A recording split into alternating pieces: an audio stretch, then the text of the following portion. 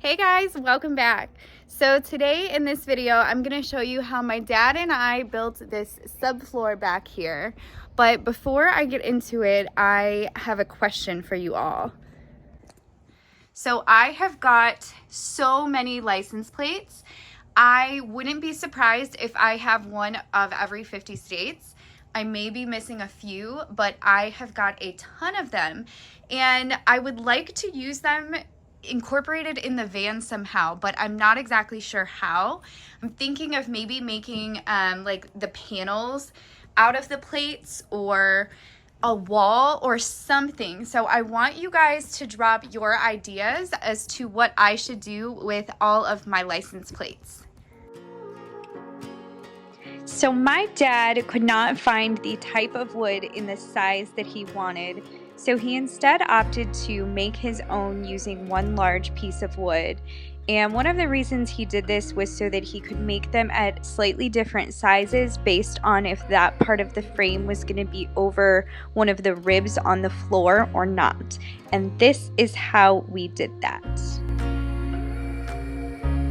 So I opted to use sound deadening material. I know not everyone uses this, but one of the reasons why I decided to use it was to create a little bit more balance between the ribs on the floor.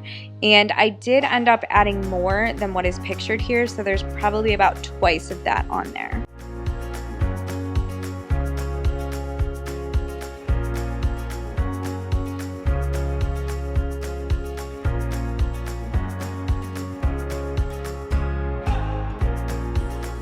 So when you're making the framing, it's really important that you are putting pieces of frame where there are going to be seams in the plywood. So you have to definitely measure and plan out where the seams of the plywood are going to go. And we also made sure that any areas that are going to be heavily stepped on, that we put extra wood there. Okay, so here we were marking on the mat that came with the van where exactly the framing was going to be so that we could cut the plywood to fit.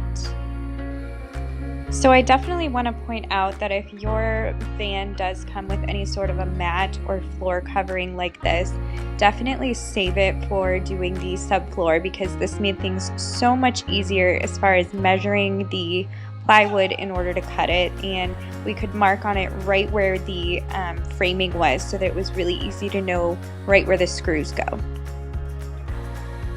So as far as the insulation goes, I opted to have better insulation and sacrifice a little bit of headspace, and this is really just because I'm only 5 feet tall and I'm really not that concerned with losing a little bit of space if it means that my van will stay warmer in the wintertime.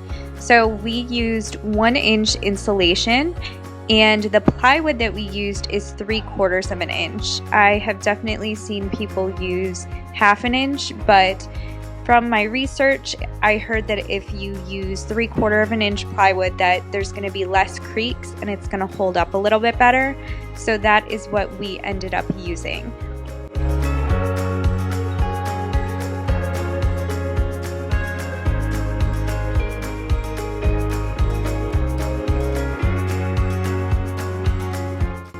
Okay, so here I was using some insulation tape, and this is really just to go over the seams from where the wood touches the insulation so that there are no gaps and it is fully insulated and sealed.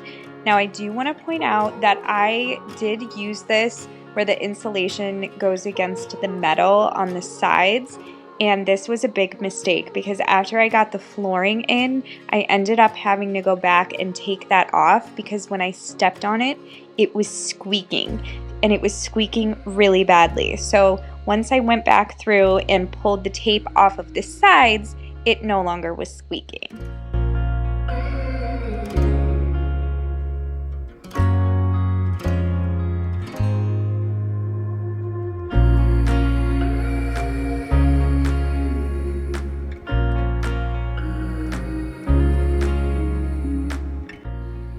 So if you can see on the sides of the van, there are pieces of blue tape, and that tape is just to show where the framing lies so that I know where a screw can go. So that way I'm not drilling through straight insulation and I'm drilling through the framing.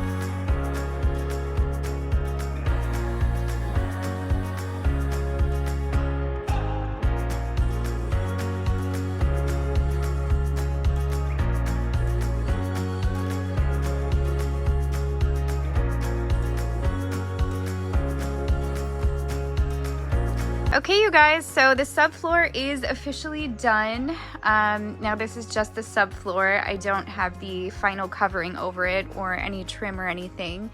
But I do want to show, which I did not get this recorded, but the plywood was a little bit warped. We had got it from Home Depot, and sometimes that just happens. You can't get perfect wood from there.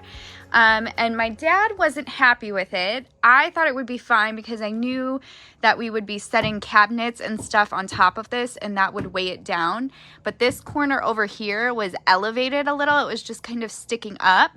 And my dad went and made this custom little bracket here that he just attached to the seat, so he didn't drill any other bolts, and he made this and somehow bent this metal. I don't know how he did it, but this is holding that piece of floor down, and it's totally even, and there's no bending, there's no warpness anymore.